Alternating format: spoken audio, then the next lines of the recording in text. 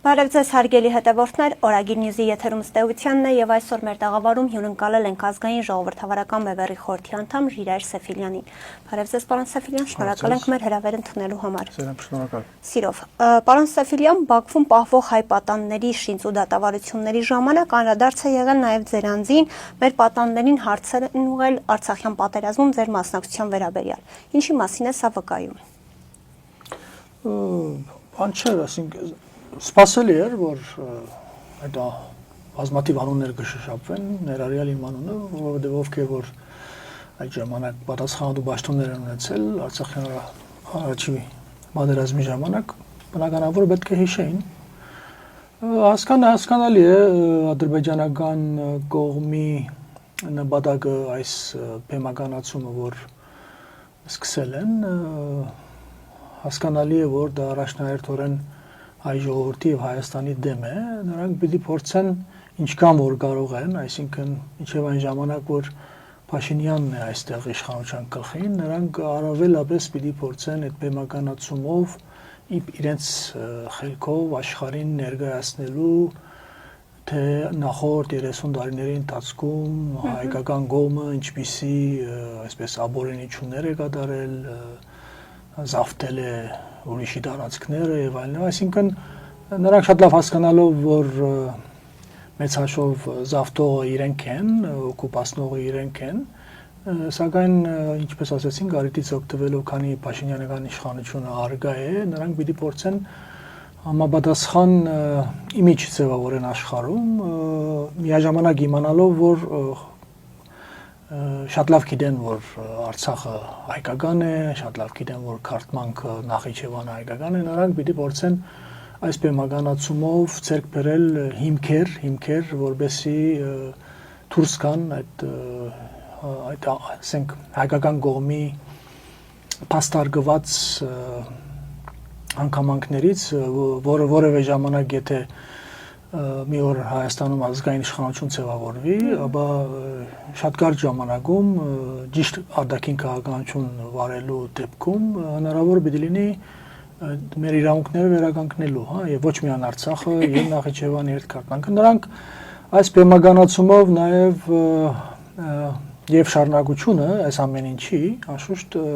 ամբողջ Հայաստան Հանրապետություն, Հայաստան երկիր հասկացողությունը նրանք խնդիր են դրել, եթե չեն կարողանալու ամբողջությամբ գործանելու, վերացնելու քարտեզի երեսից, ապա առնվազն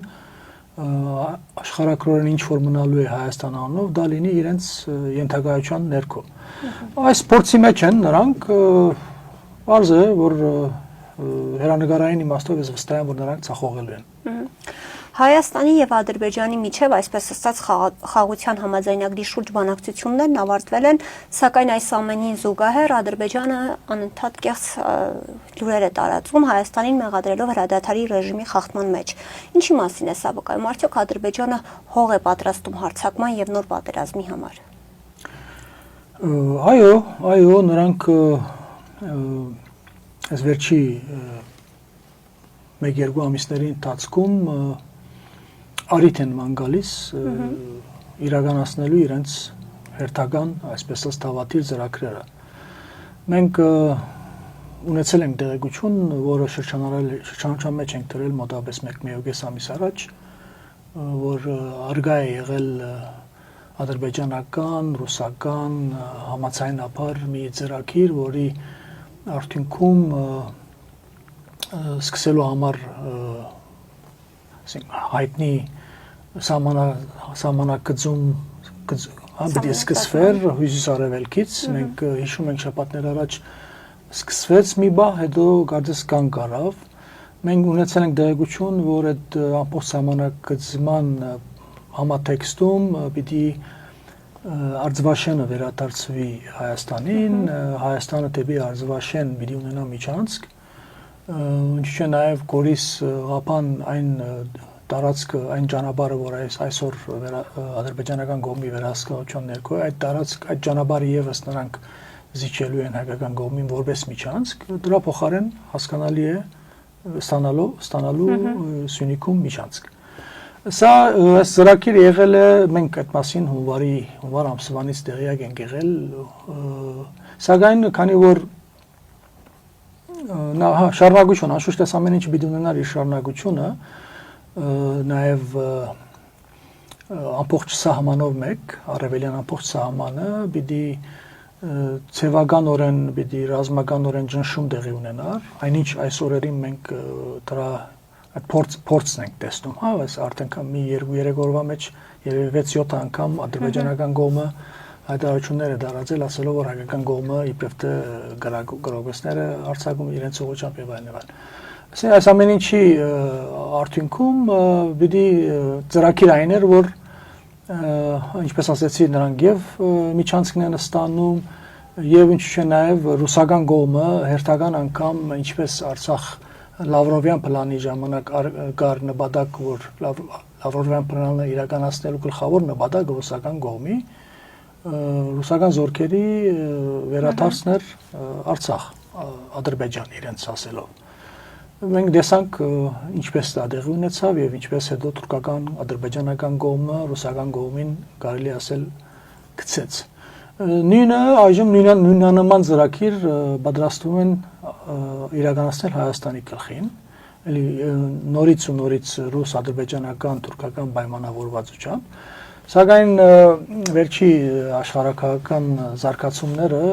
հավանաբար խանգարում են այսպիսի ծրագիր մգյանքի կոչելու, այդ պատճառով մենք նկատում ենք բազմա ճղացիկումները Բաքվից քիչ չեն այս վերջի շաբաթները։ Հուսով եմ, որ այդպես էլ աշխարհակահաղական կոնսենսուս չի լինի, որովհետեւ նրանք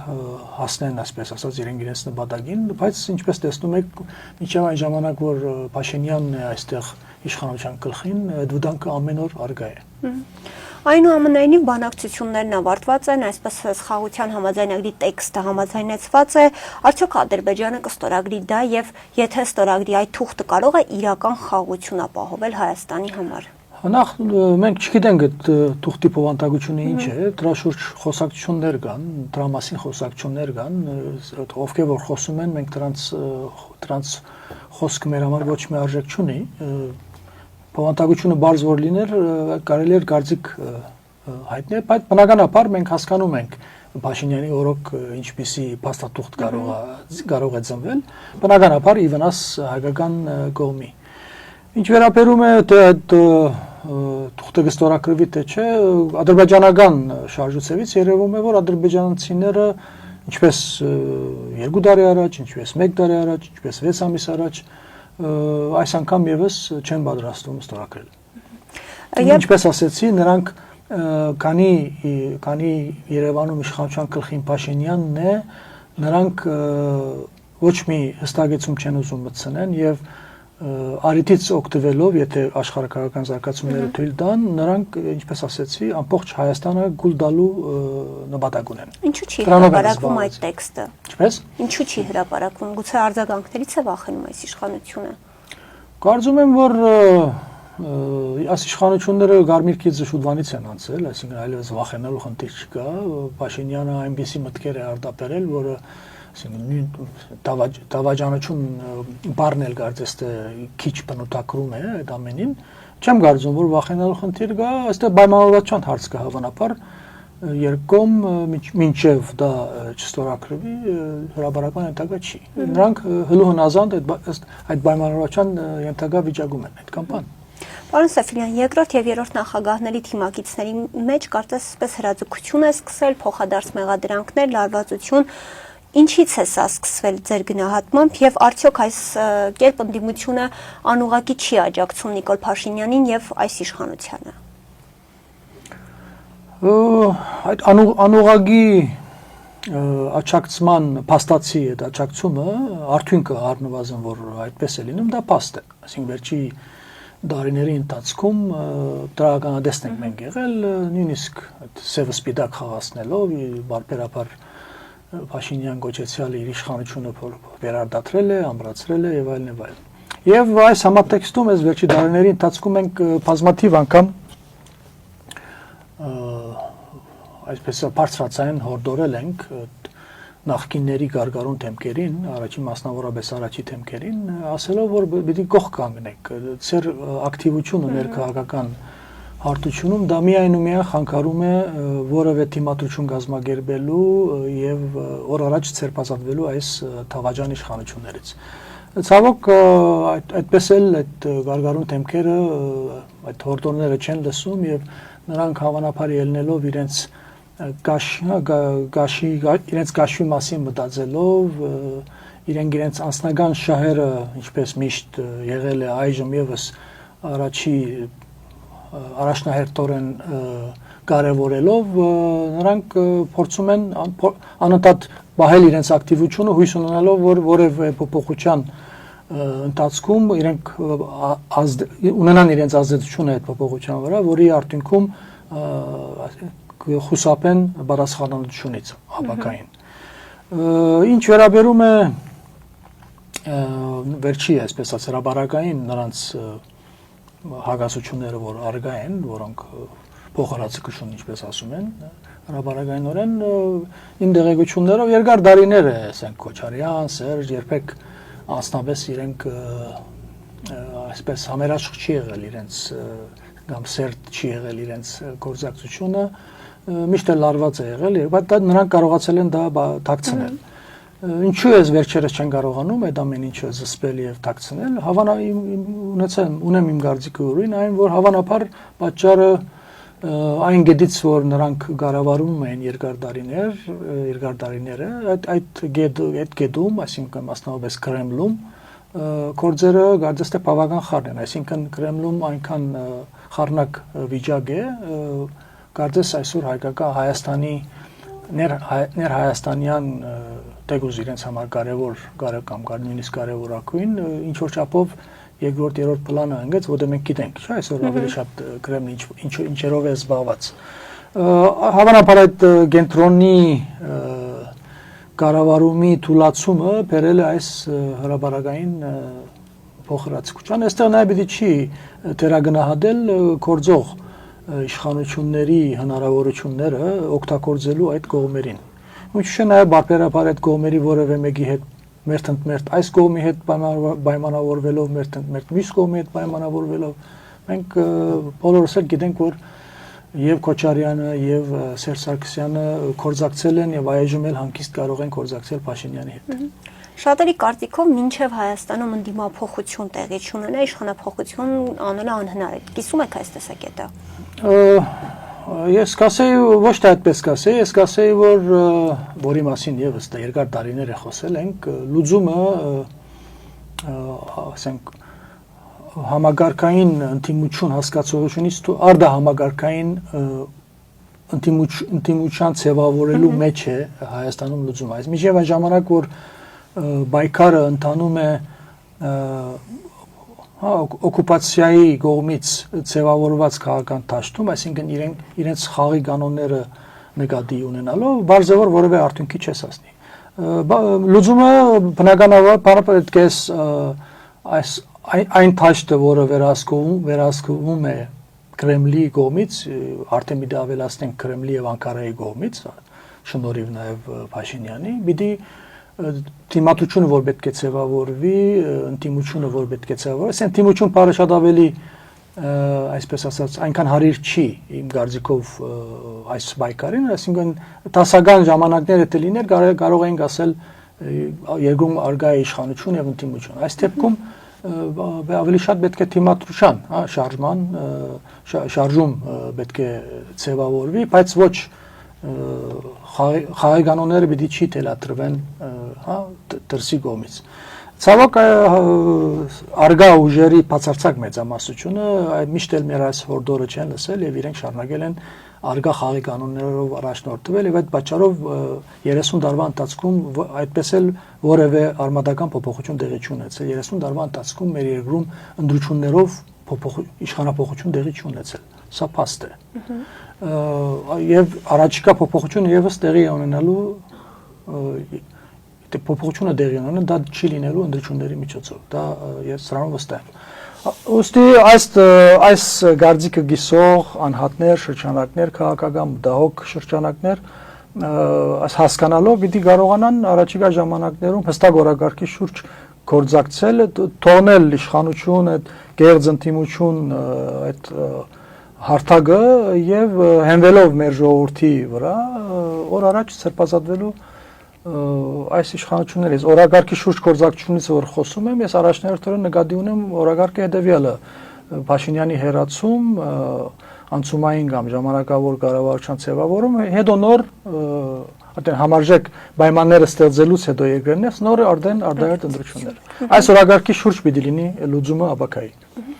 Տպավորություն է, որ վերջին շրջանում ազգային ժողովրդավարական բևերը ավելի քիչ ակտիվություն է ցուցաբերում։ Ինչով է դա պայմանավորված։ Արդյոք համակերպել եք երկրում տիրող իրավիճակի։ Մենք այսինքն հրաբարակային հավանաբար փողոցային հրաբարակներում որ շատ ակտիվ են եղել բարբերաբար, այս վերջի ամիսներին կարող ենք ասել այդքան ակտիվ չենք, սակայն մեր գործունեությամբ մենք пассив չենք, նամանավանդ փորձում ենք եւ ընթացքի մեջ ենք, մեծ հաշվով շատ արագ չէ այդ ընթացքը, սակայն այդ ընթացքը արգա է այդ օրակարգի շուրջ, ինչի մասին որ խոսացի, տարբեր շրջանակների անհատների համախոհություն ցերկ բերելու աշխատանքի հետևից ենք այսօրերին, շատ լավ գիտակցելով, որ երբ բահը կա ժողովրդին հրաբարակներ հրավիրելու, ճիշտ պիտի լինի, որ այդ ժամանակ մինչ այդ ձևավորված լինի, այդեն ոչ միայն բևերը առանցին, այլ շատ ավելի, ասենք, լայն մի շրջանակով լինի այդ հրավերը ժողովրդին։ Մենք հասկանում ենք, որ այս ինչպիսի ծանր վիճակի մեջ որ է մեր երկիրը, այս վիճակից որևէ քաղաքական ուժ առանցին հնարավոր չէ այս վիճակից դուրս բերի։ Բոլորը պետք է գիտակցեն եւ ովքեր որ ենթակա չեն թուրքական կողմին, ովքեր որ ենթակա չեն ռուսական կողմին, պիտի խնդիր տնեն օր առաջ գործակցելու, այսպես ասած, հրաբարակում գտնվող ես կասեի հայտնի օրակարգի շուրջ։ Տեսնում եք նմանատիպ ուժեր Հայաստանում ներկայումս։ Անշուշտ շրջանակներ կան, դասական գուսակցություններ, հասկացողությունը եկեք մեկ կողմ թողնենք, որովհետև ինչպես ասեցինք, արդեն շատերը հասկացել են, որ այդ դասական ուժերը վերահսկվում են այս աշխարհակաղակական կամ այն տշնամական աշխարհակաղակական ուժի կողմից, ինչպես ասեցի, լուծումը դրանցից դուրս պիտի լինի, կան շրջանակներ, կան անհատներ, որոնք ունեն որոշ հարկանք, անհատներ, որոնք կարողանում են որոշ չափով գարձիկ ձևավորել, ակտիվ են իրենց հրապարակային խոսքով, բարձրապես այդ անհատները չեն գիտակցել մինչ այս բահը, որ նրանց նմանները եւս առաջիկա ժամանակներում պետք է ինչ-որ չափով քաղաքական բերի դակ մտնեն, այսինքն միայն օժանդակողի դերում լինելը կամ միայն ճշմարտությունը բարձրացնելը քիչ է, վերջապես այլընտրանքը պետք է ձևավորվի։ Մեր ժողովուրդը այսօր սպասում է։ Ես այսպես ասեմ, 18 թվականի փոփոխություններ բոլորս հիշում ենք, դա հետևանք էր Սերժ Սարգսյանի երկար տարիների իշխանության բացասական կառավարման հետևանք էր այդ ամեն ինչը եւ մենք հիշում ենք 16 թվականի ապստամբության փորձը Սասնազրերի խմբի կողմից եւ մենք հիշում ենք ինչպեսի այդ արարքը տղաների փորձը ինչպեսի ժողովրդականություն ցերկ բերեց մեր ժողովրդի մոտ, պատճառը այն էր 16 թվականին արդեն քարորիա հայտնի պատերազմից հետո Հայաստանում բացարձակ մեծամասնությունը ժողովրդի փոփոխության կողմնակից էր եւ նույնիսկ գոհ էր ծայրահեղ քայլերի դիմելու։ Մեծ փորձը մենք հիշում ենք ինչպեսի ավարտ ունեցավ, սակայն այդ լարումը 16 թվականի հուլիս ամսից հետո ոչ թե սկսեց թուլանալ, այլ լարումը սկսեց խորանալ եւ 18 թվին ստիպված եղան, ինչպես ասում են, այդ կոլոշին բաց թողնելու։ Ես հիմա փորձեմ զուգահեռ անցկացնել, համեմատություն եթե անենք 18 թվականի եւ այս օրերի, ես կասեի, որ այս օրերին ի դարբերություն 17-18 թվականների ինչ ադելություն որ արգա էր այդ ժամանակվա իշխանությունների նկատմամբ, հիմա այժմ արգա եւ ավելիով։ Այսինքն խոսում ենք այն շրջանակների եւ անհատների մասին, որոնք ազգային մտածելակերպ ունեն եւ ինքնուրույն են իրենց քաղաքական քայլերում, պիտի այս անգամանքը նկատի առնեն եւ մենք մեր քայլերը պետք է արագացնենք այդ օրակարգի շուրջ կորզակցության։ Այստեղ չենք խոսում ինչ որ միավորվելու, ինչ որ միասնական ինչ որ ջագատ ձևավորելու քաղաքական եւ այլն։ Այստեղ խոսքը վերաբերում է հստակ օրակարգի շուրջ կորզակցելուց։ Եվ առաջնահերթորեն, ինչպես ասացի, այդ հայտնի 3 գեդերի շուրջ սկիզբը լինի կորզակցությունը, թե ինչպես հերացնել այս իշխանություններին եւ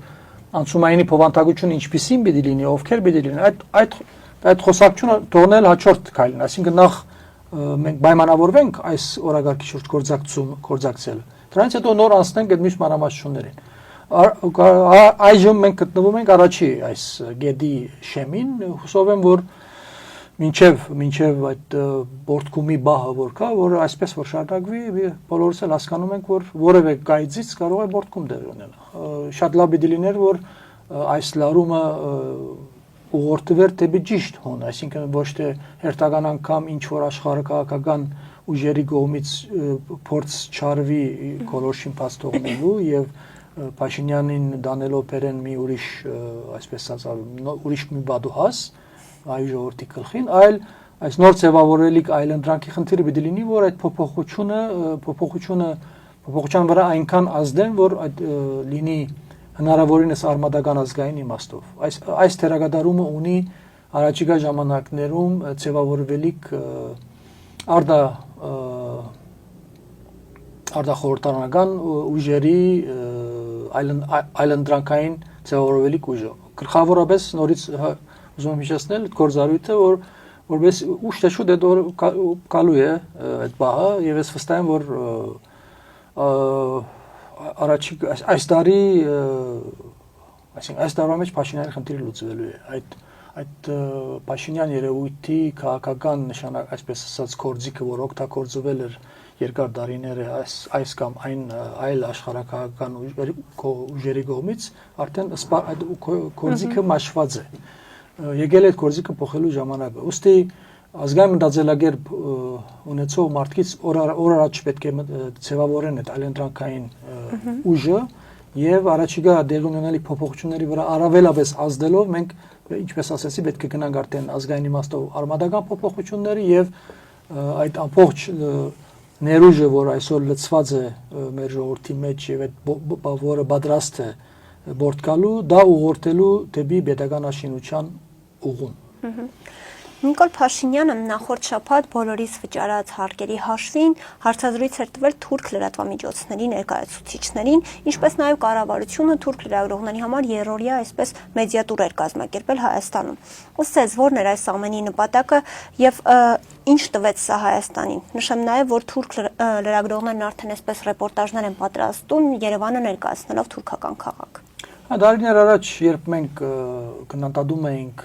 գործող իշխանություններին, մասնավորապես ենթակա լինելով Կրեմլին ենթակա լինելու պատճառով եւ այդ համատեքստում ամբողջ մի թավաթիր պայմանավորված պատերազմ են վարել, այժմ, այսինքն դրա 44 օրյա պատերազմից ամիսներ անց մենք նաեւ հասկացել ենք գործող իշխանությունների բաղադրությունում ոչ միայն ռուսական դար բաղադրությունն է արկա, այլ նաև թուրքական։ Եվ հավանաբար առաջիններից էինք, երբ ասում էինք, որ գործող իշխանությունները արդեն ոչ միայն պրոռուսական են, այլ նաև պրոթուրքական են։ Դրանից հետո սկսել ենք ասել, անձնապես ես սկսել եմ ասել թուրքայենթակա իշխանությունները։ Դարիներ խոսել ենք այս մասին։ Երեք օր առաջվա այդ հրավերը ես կարծում եմ, որ կարելի է համարել հետևյալը, որ գործող իշխանությունները բարձրացային, այսինքն հրաբարակայինորեն նրանք քաղաքականորեն բոլորին հասկացնում են, արդեն բաց տեքստով, չեն ཐակցնում որևէ բան, որ նրանք թուրքայենթակա ուժ են եւ իրենց հերանեկարը թուրքայենթակայության մեջ է։ Սա արդեն իրենք այդ քայլով, այդ արարքով նրանք բաղաձերը բացեցին։ Միջայլոց նաև զուգահեռաբար մենք նկատում ենք, չէ, թշնամի կողմը թուրքական դրա հաջորդող ռեպորտաժները ինչպիսի դեղեցույթ է դարձվել այդ Բադուհասի հետ հարցազրույցից հետո տեսնում ենք ինչպես են ծեր առնում հայկական կողմին այստեղ Երևանը ներկայացնում թուրքական քաղաք նույն Փաշինյանին որ ծեր են առնում դա մեծ հաշվով Հայաստանին են ծեր առնում մեծ հաշվով հայ ժողովրդին են ծեր առնում մենք ինչքան էլ ասում ենք մեր հետ կապ չունի այդ ամեն ինչը բայց սա փաստ է եւ այս Թուրքիայի ընդհանուր արարածը որ հայտնվել է այսօր մեր երկրի կառավարման ղեկին Թշնամի կողմը այս արիտը բաց չի ուզում թողնի ամեն իմաստով եւ առաջնահերթորեն նրանք խնդիր ունեն ինչպես քիչ առաջ ասեցի ոչ թե ինչ որ խաղաղության հասնելու այլ Հայաստանը ամբողջությամբ ենթակա դարձնելու ծրագրին են որ այսօր լծված են Ադրբեջանն եւ Թուրքիան Բարեբախտաբար լուսնի վրա չենք ապրում մեր ռեգիոնում զարգացումները բուրն են փոփոխությունները շատ արագ եւ քանի որ ինչպես ասեցի բարեբախտաբար բազմաթիվ լուրջ պետությունների շահերը համընկնում են որ Հայաստան պետություն լինի եւ այդ պատճառով այսօր աշխարհակրորեն մենք չենք ճզմվում Առաջ անցնելով նաև ասեմ, որ այսօրերին լավ այն է, որ զարգացումները շատ արագ են տեղի ունենում, որովհետև մենք որպես ժողովուրդ հյուծման մեջ ենք, այսինքն մենք չենք համարում, մենք որ դակավին պետություն ունենք, մենք համարում ենք, որ պիտի հայկական պետությունը նոր ծնվի։ Այդ ռեսուրսը դակավին մենք ունենք վերածնելու մեր պատկերացրած հայկական պետությունը։ Սակայն այս արնակամությունը, որ տեղի ունենում մեր մոտ, այս տարիները մասնավորապես 44 օրյա պատերազմից հետո, առավել եւս Արցախի հայաթափումից հետո, եթե պրոցեսներ հանդարտ շարունակվեին, շատ վատ էր լինելու մեր վիճակը։ Ապա այս արակացումը, որ արգա է, այսինքն Թրամփյան նոր աշխարհակարգի, կարող ենք ասել, ծերնամուխ քայլերը, որոնց ականատեսն ենք այսօր, սա ինձ հուսադրում է, որովհետև փոփոխությունները լինելու են եւ այդ ընթացքում մենք հայերս ունենալու ենք այդ ռեսուրսը, որը վերջապես իրոք կարողանանք մեր երազած պետության հիմքերը տնենք։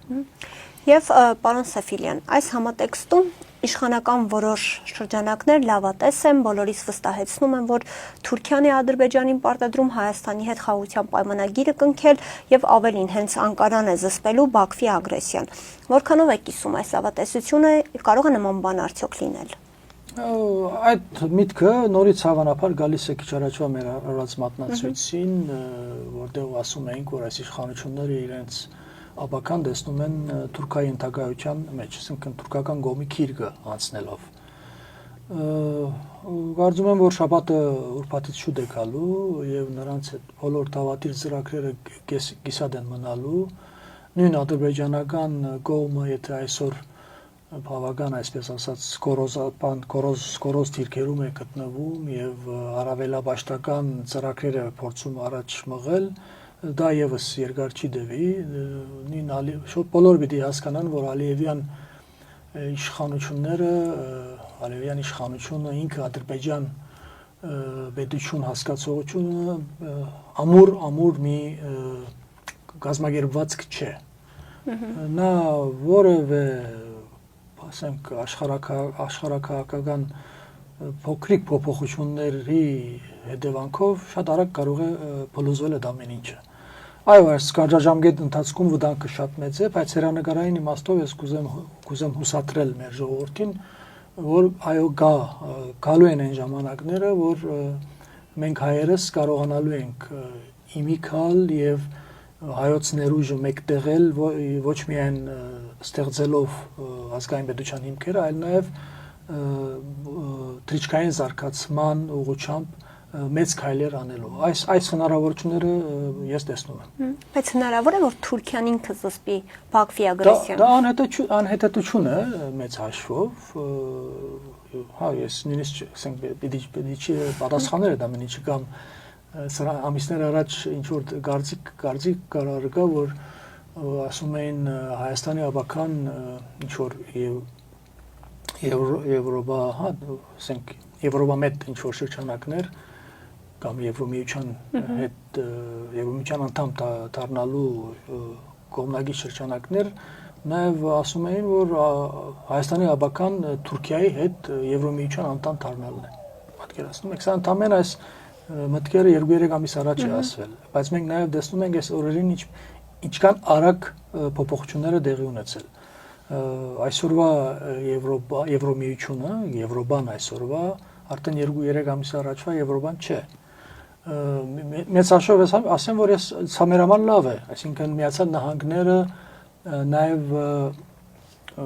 իր շահերից ելնելով բազմաթիվ ճակատներում աշխարհով մեկ ինքն այլևս ուզում է իր ռեսուրսները հնարավորինս քիչ ծախսել եւ դրանց մեծ մասը նա որոշել է թողնել Եվրոպայի, հա, իր գործընկեր Եվրոպայի ուսերին, որից Եվրոպան երկար տարիներ խուսափում էր, հա, եւ ուկրաինական ճակատում մենք դա տեսնում ենք եւ Միջին Արևելքի ճակատում մենք այդ ամեն ինչը տեսնում ենք։ Այս իմաստով